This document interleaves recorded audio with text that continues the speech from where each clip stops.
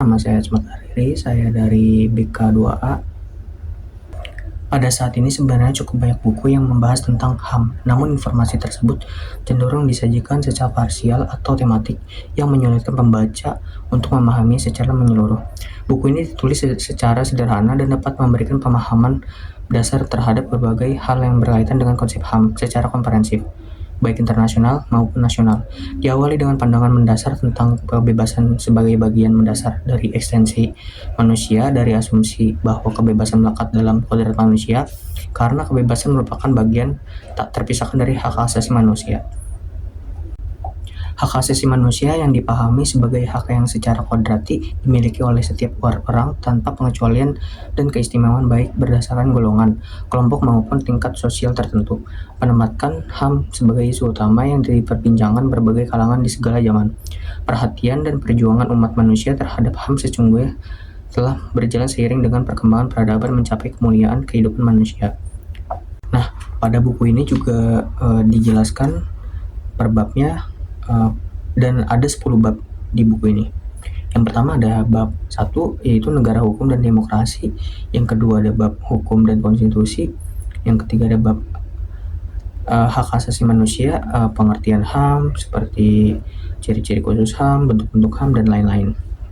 Yang keempat ada teori dalam HAM. Bab kelima dimensi dan karakteristik HAM. Yang keenam ada pelanggaran hak dan hak warga negara. Yang ketujuh ada pelanggaran HAM berat. Yang ke-8 ada mekanisme penanganan HAM. Yang ke-9 pelaksanaan HAM di Indonesia. Dan yang terakhir yaitu bab ke-10 ada kewajiban dan tanggung jawab negara terhadap HAM. Setelah saya membaca buku ini, saya dapat memahami maksud dari buku tersebut. Dalam buku tersebut, Aris Priyo Agus Santoso bermaksud untuk menyampaikan kepada semua orang apa itu HAM. Mungkin banyak yang belum tahu tentang apa yang dimaksud dengan HAM. Di dalam buku ini, memang kita tidak akan menemukan sebuah kalimat yang menuliskan definisi HAM secara baku.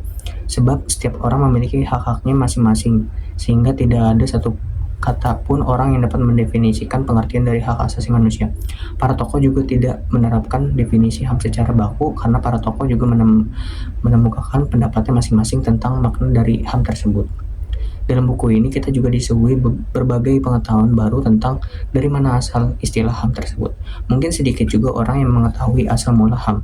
Oleh karena itu, mungkin masyarakat bisa menjadikan buku ini sebagai bahan bacaan. Selain itu, dalam buku ini terdapat juga banyak referensi sumber-sumber hukum yang dirumuskan baik itu dalam lingkup nasional maupun internasional mengenai HAM, seperti Undang-Undang Nomor 35 Tahun 2014 tentang Perlindungan Anak. Jika dilihat dengan seksama, buku ini memiliki sampul yang menarik perhatian serta judul yang memungkinkan dijadikan referensi oleh para mahasiswa dalam mencari informasi tentang hak asasi manusia. Buku ini dapat dibaca siapa saja, baik itu orang awam yang kurang pengetahuan akan hak asasi manusia atau peneliti yang tahu apa itu HAM. Buku ini terdiri dari 190 halaman yang dimana memiliki bab-bab dengan judul berkaitan dari bab pertama hingga bab ke-10. Buku ini juga sudah lengkap karena dilampirkan beberapa contoh kasus yang marak di dunia baik itu lingkup internasional maupun lingkup nasional, dan peran dari lembaga dan undang-undang yang mengatur hingga mungkin dapat membuat pembaca lebih memahami maksud dari apa itu hak asasi manusia. Dari segi substansi, buku ini sangat menarik karena di dalamnya membicarakan hal-hal mendasar tentang HAM yang dikemas sederhana sehingga memudahkan pembaca untuk memahami isi dari buku ini. Buku ini menguraikan secara cermat perkembangan hak asasi manusia dari zaman sejarah sampai perkembangan hak asasi manusia dalam hukum internasional maupun perkembangan hak asasi manusia di Indonesia.